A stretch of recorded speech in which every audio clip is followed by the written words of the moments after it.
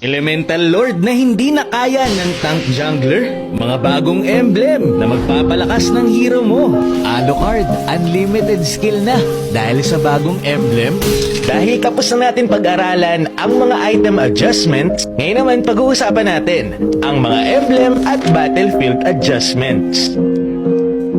Umpisahan na natin sa emblem na Warcry. Bawat atake mo sa kalaban, mapa-basic attack man yan or skill, magkakaroon ka ng stack. Kahit continuous damage pa ang iyong skill, isa pa rin ang stack na maibibigay niyan sa'yo. Kaya dito kay Chang, isa lang yung nadagdag sa akin na stack ng Warcry.